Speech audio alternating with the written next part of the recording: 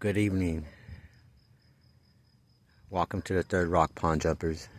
This video is on why I've never done meth or heroin or anything like that.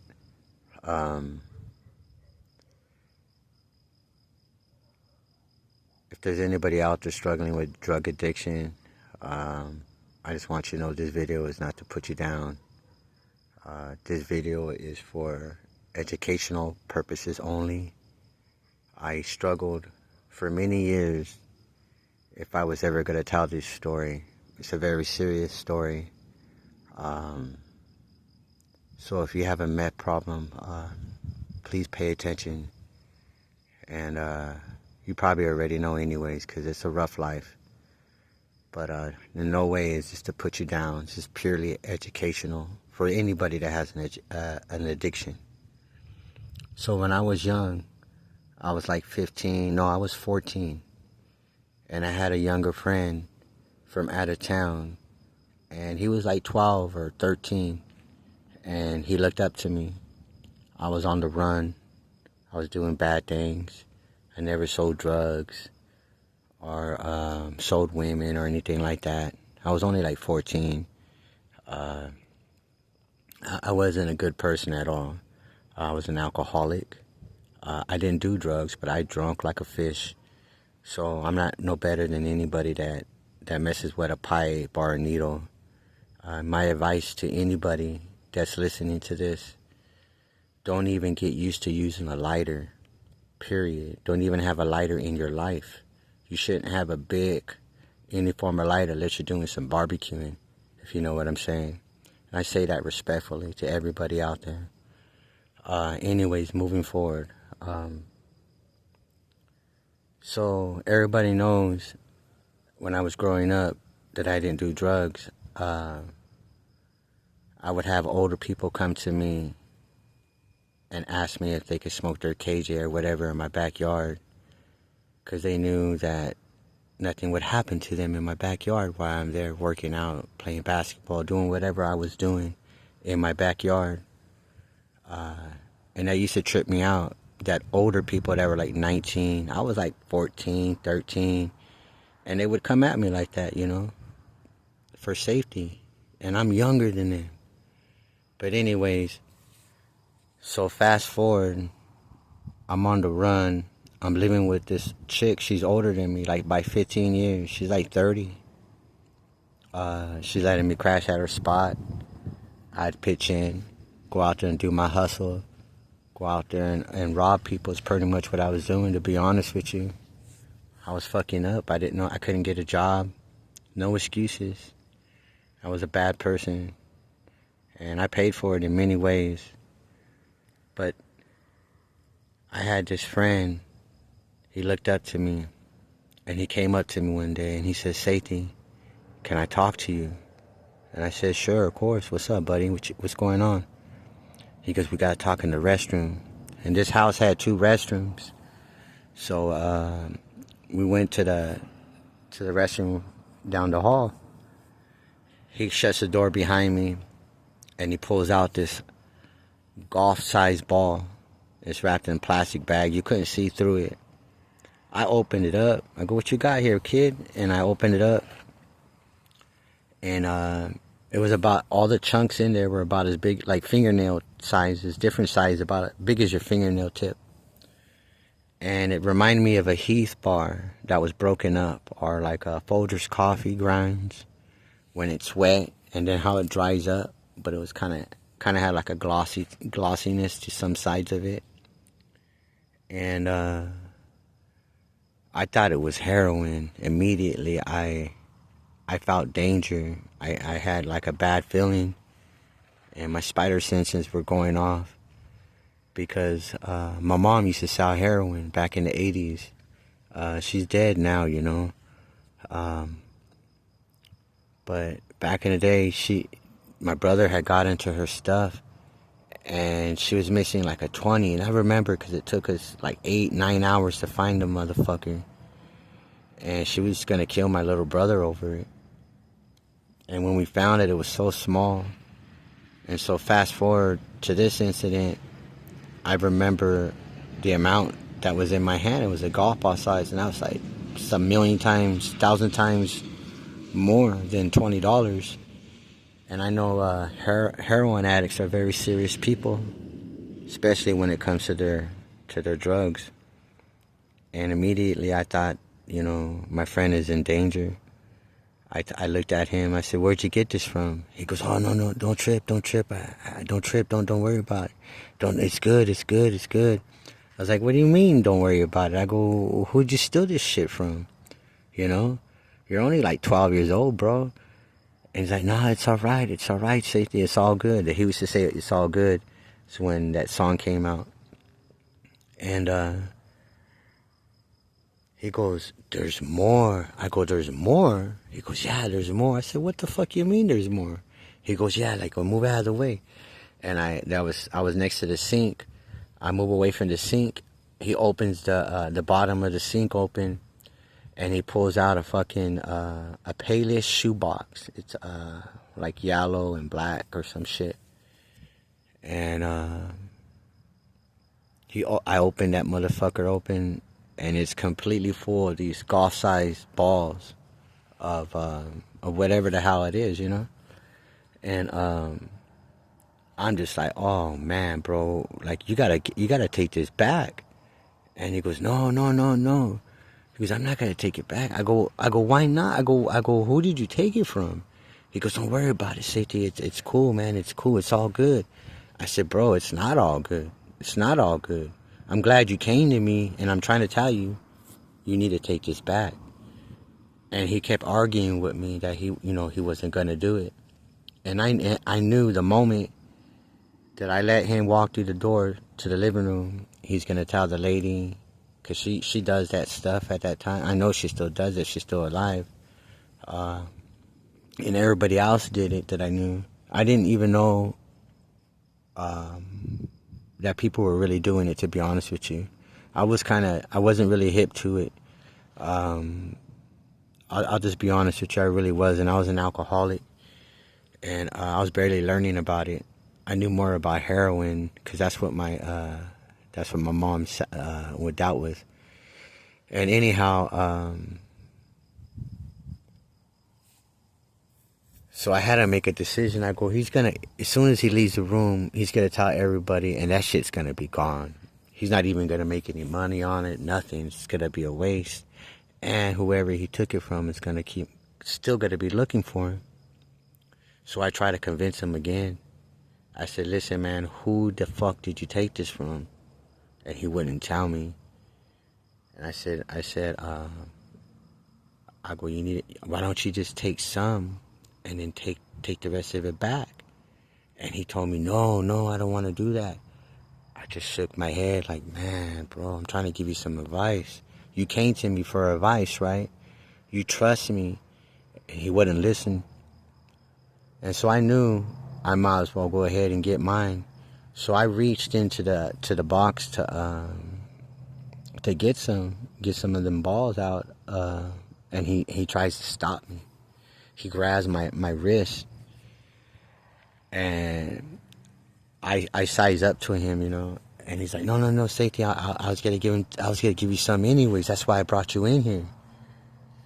And I go, "Look, I'm only gonna take some because I know as soon as you leave this fucking restroom, you're gonna go tell so and so, and it's done. It's a wrap." He goes, "I know, we're gonna go party." I said, "Damn." I just shook my head. He goes, "No, I'm gonna do this right. I'm gonna make some money with it." I said, "You should just take it back, And so he gave me like 5 or 7 or 6, something like that. It was less than 7. And he opened the door, and it was just party time. There was people that showed up for like 7, 8 days. I've never seen these people in my life. I've been in that neighborhood, oh man, not 15 years, but like 10 years. I had lived in that neighborhood. And then later on, I lived in there many years after. But at that moment, I was only like 14. And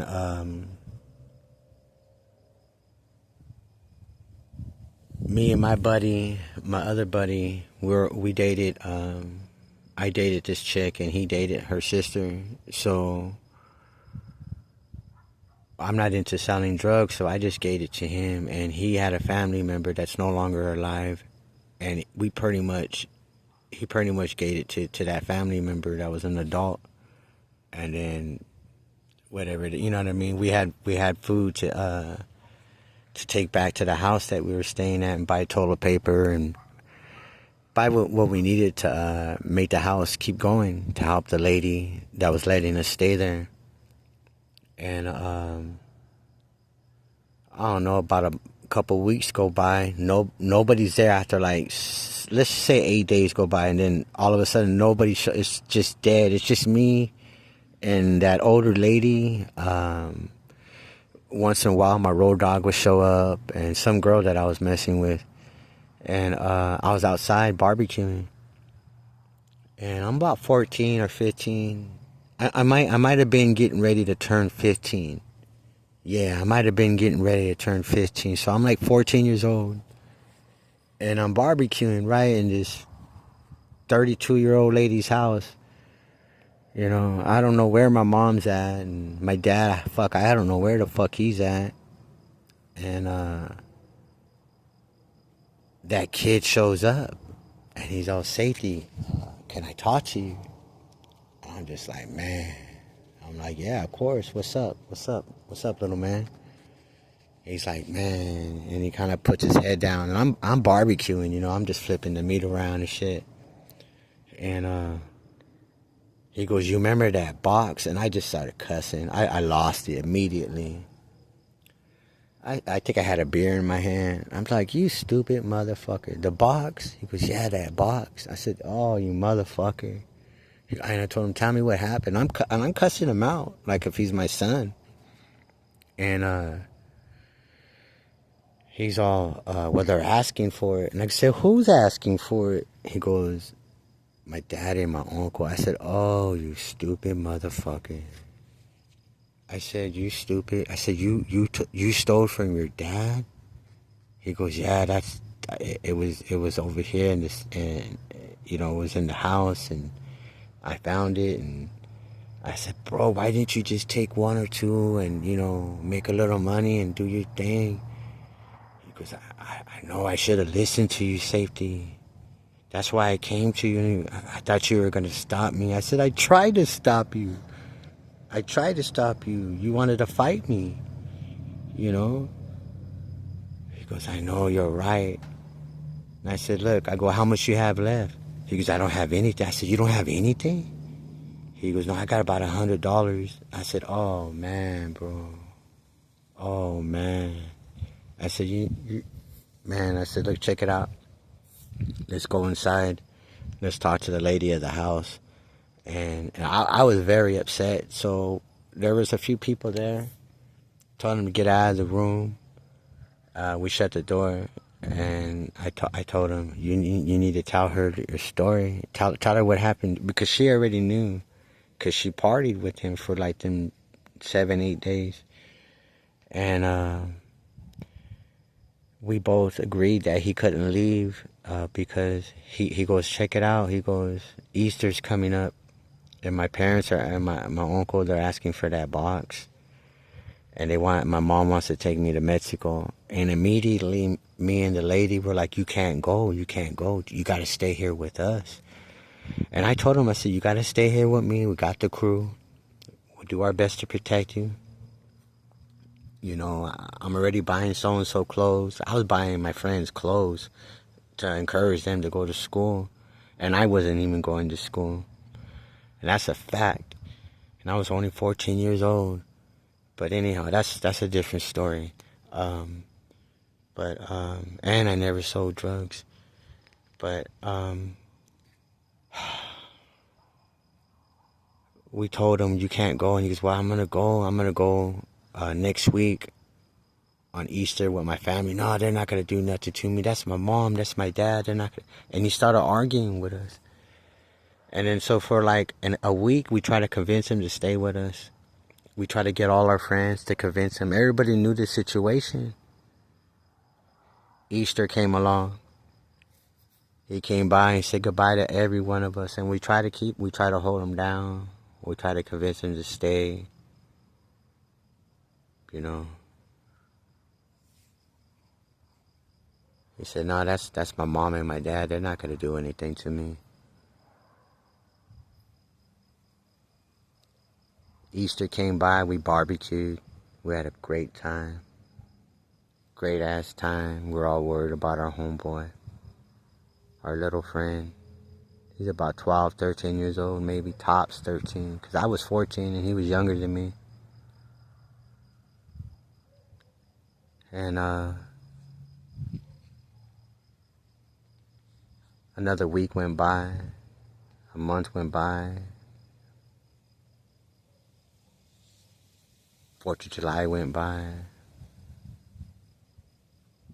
Summer went by. Christmas went by. Me and my best friend, I have several best friends, but my homeboy, speaks real good Spanish. He knew the dude's mom. His mom knew him or something like that. They live on the same street. Matter of fact, he lives on that street to this very day. We go over there to his house. Me and about 4 or 5 other friends. There's about 5 of us all together. I cannot remember who else went with us. But we go up to the door and we knock on it. And this little short Mexican lady opens it and she's speaking Spanish. And it's my friend's mom. And my homeboy tells her in Spanish, you know, where's so-and-so. And immediately her eyes got big and she started screaming in Spanish. And my friend he's a big boy, he tried to put his foot in the door and try to like stop her, and he started demanding questions. I'm an ignorant motherfucker, I don't know Spanish, so I don't know exactly what he was asking her. I'm just being totally honest. And we're standing right behind him. I'm right behind him. I'm looking, like trying to look through the crack to try to see if I could see him in the living room or something, you know? Stupid. Like he's gonna be in the living room, you know? And she starts saying I don't know what she was saying, but it didn't sound too good, you know? And then he like put his head down, and then he backed, because he's a big boy, and he backed off, and he let her slam the door on us, and she locked it.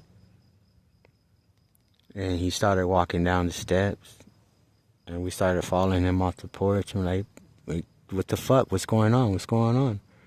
And then the other guys that were with me, they knew Spanish, and they were all like hyped up, and they were all, oh no, what the fuck?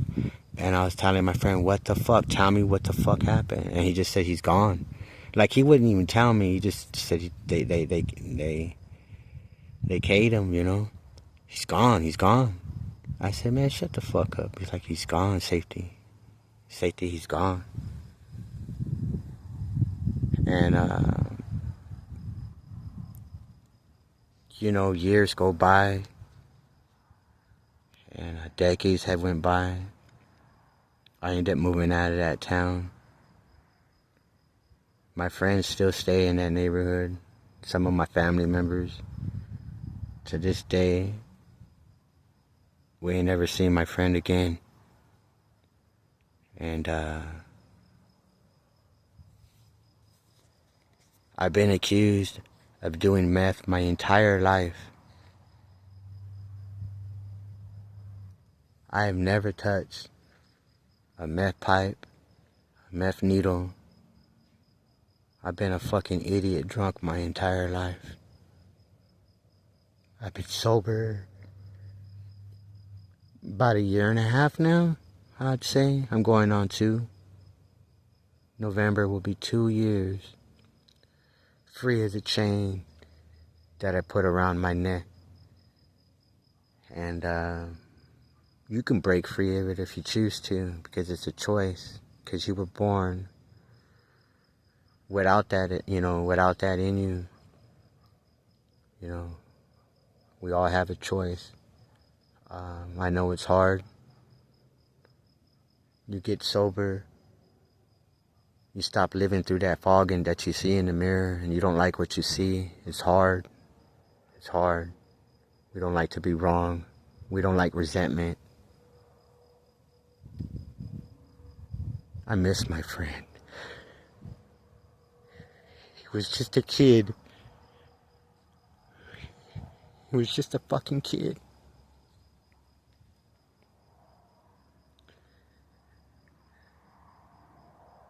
If you know anybody that ever tries to give you drugs or a beer, they're not your friend. I don't care if they're your family member, they are not your friend. You tell them, no thank you, more for you.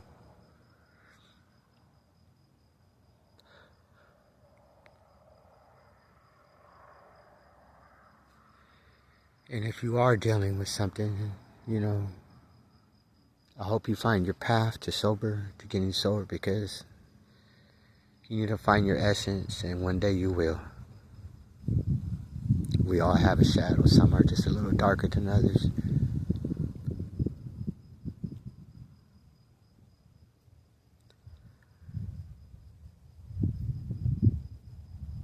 Thank you for listening. And y'all be safe out there, pond jumpers. You take it easy out there on the third rock. Safety out.